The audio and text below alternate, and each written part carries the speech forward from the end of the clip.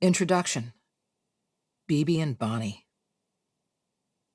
B.B. King looked regal as he stood on the stage of the convention center in downtown Memphis that night of May 7th, 2009. The late, great bluesman wore a black satin tuxedo, shiny silver vest, and a pocket handkerchief placed just so.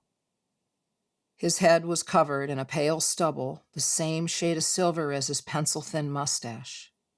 At 84, he still had that trademark sly and adorable look of a seasoned lady killer. Standing next to him was Bonnie Raitt. She also looked radiant, wearing her signature blouse with sheer bell sleeves and a warm, sweet smile on her pretty face. That flag of silver sweeping through her thick red hair seemed to testify to her stature and well-deserved status as a resilient blues superstar who had overcome plenty of her own adversity. My band and I were at the convention center that night, taking time off from the grind of the road from our spring tour to attend the 30th Annual Blues Music Awards. And in the blues world, which is where I've been blessed to make my living for about 3 decades, the BMAs are huge. They are the Grammy Awards and Oscars rolled into one. The most anticipated night of the year for blues artists and thousands of hardcore fans who watch the nominees perform in a rousing show that usually lasts for more than 5 hours. I was fortunate enough to be up for awards in several categories, including the grand prize of B.B. King Entertainer of the Year, so the boys and I would be playing a short set.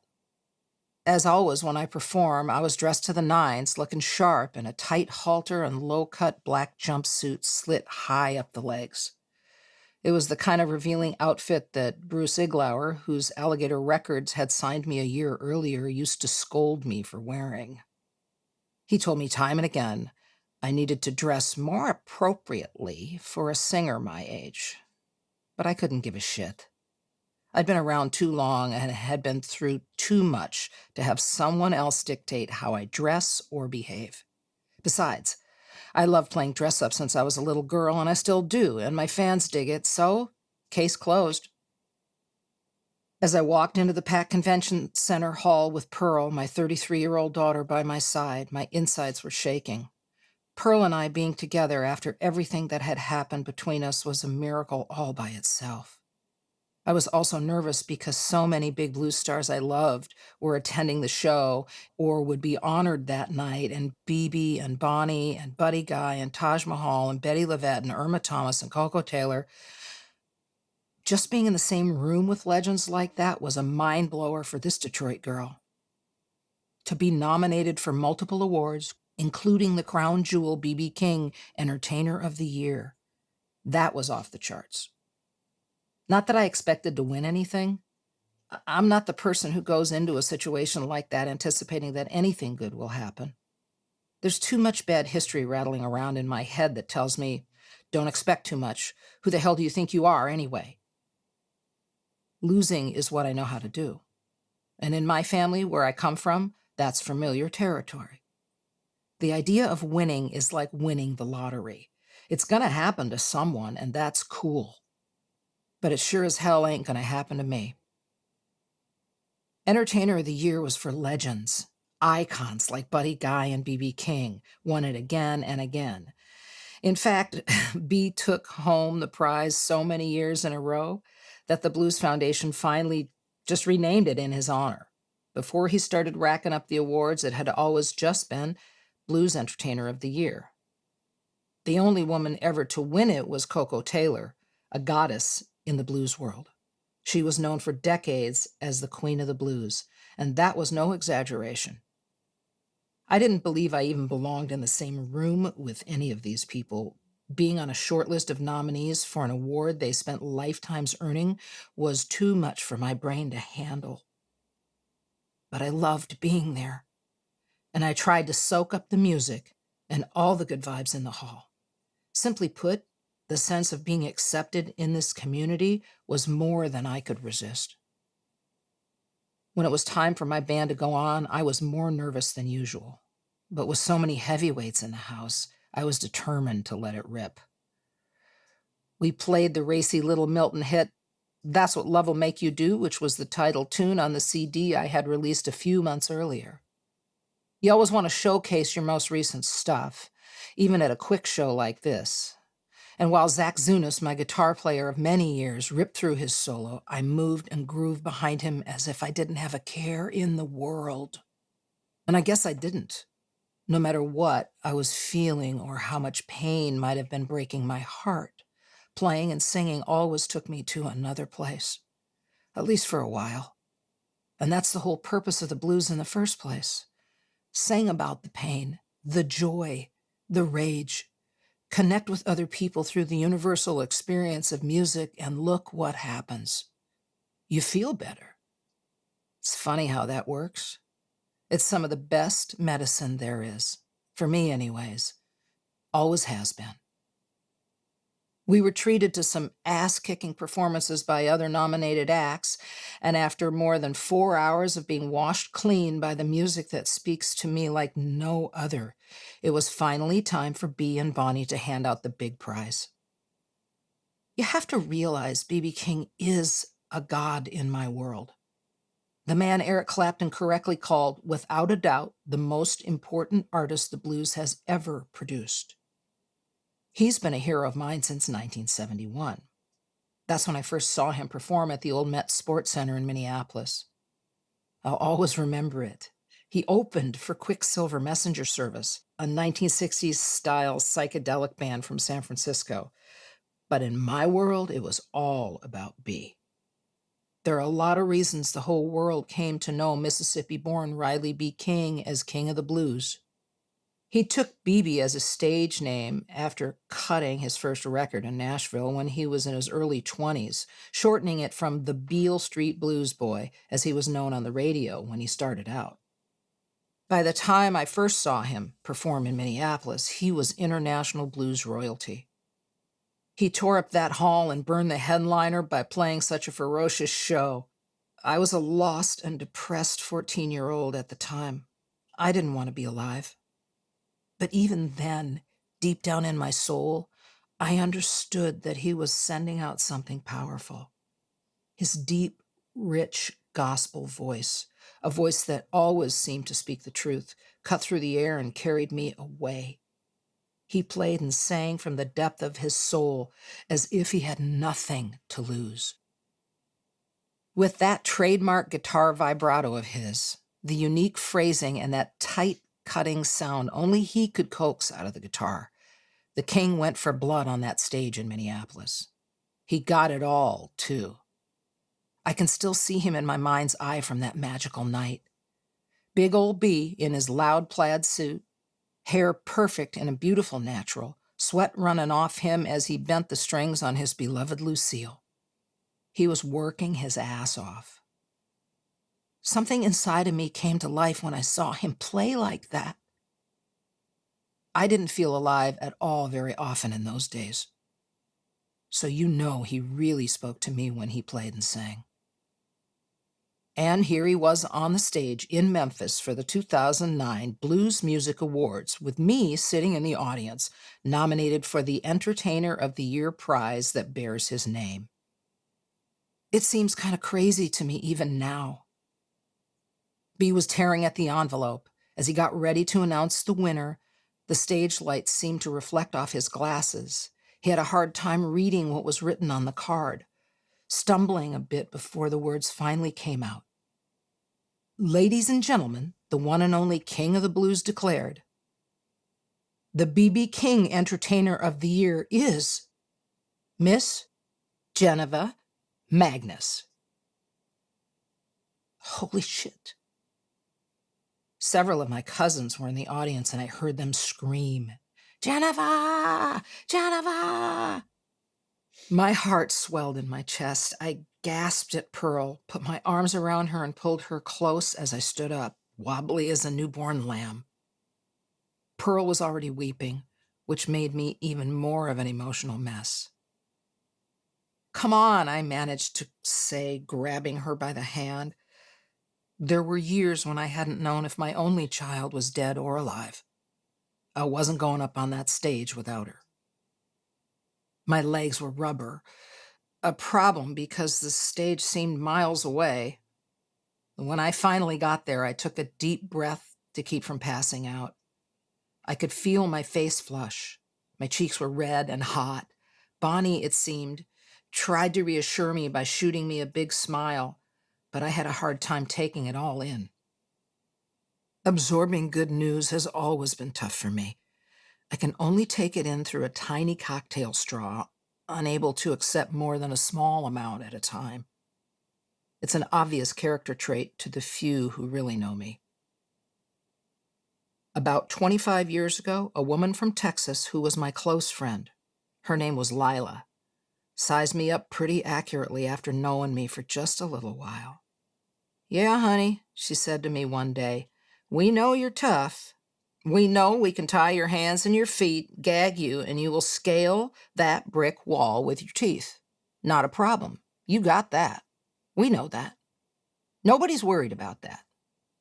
But let's untie your hands and your feet, let's ungag you, let's give you a really good life, and then let's see what you got. Let's see how you handle that. Let's see what you're made of then, when life gets good." Lila was dead on. Fear had always been next to me, but at times I wondered if I feared success more than failure. I'm still working on it, but my dear friend had me pegged. I know what the rules are, and I know how I'm supposed to act when life is a nightmare and everything feels like shit. Success or peace of mind, love or peace in my heart, not familiar or comfortable territory for me. Like I said, I'm working on it. And here was some of the best news I had ever received in my life. I had just been crowned B.B. King Entertainer of the Year, an award others might have killed for, but I could never truly have imagined for myself. "Surprise!" Bonnie said to me with a happy twinkle in her eye. She made a 2-thumbs-up gesture that signaled her approval. With B.B. King standing next to her and the hall erupting in applause, it was a scene I will always remember and cherish, even more now that the great king of the blues is no longer with us. But his music lives on forever. Of course, as does the memory of that night with me.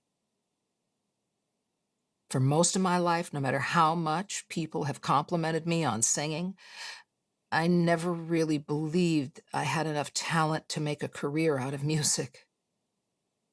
Putting myself down was part of what I've always called the Magness curse, a family history where the default position is despair, depression, and addiction, with suicide as the ultimate end. There's a certain stubborn streak and unwillingness to give up mixed in there too, so it's all kind of messy and complicated at times. When I was younger, and especially before I got clean and sober, the negativity and depression always seemed to win out. I spent more time plotting my demise than I did fighting to stay alive and following my heart. I know I always had music in me.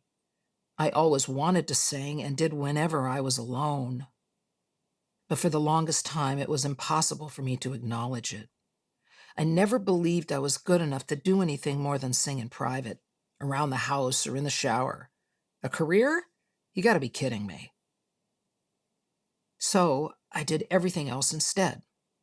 I was a waitress, a hotel maid, I bussed dishes, I worked as a receptionist.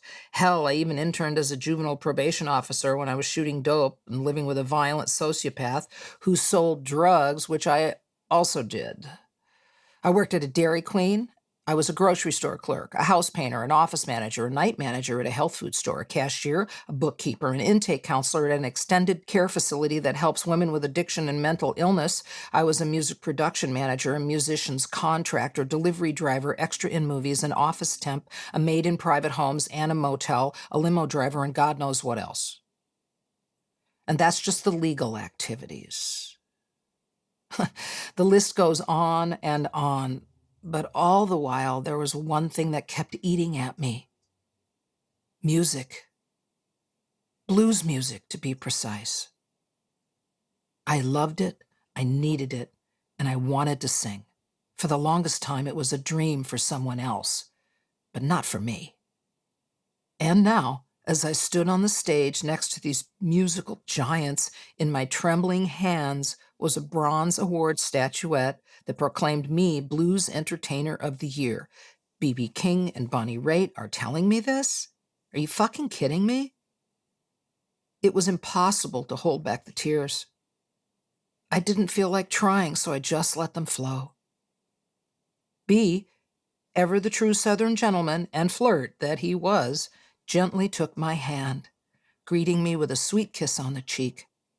It felt wonderful, and all I could think was to ask him for a little more sugar, because that's how sweet it felt.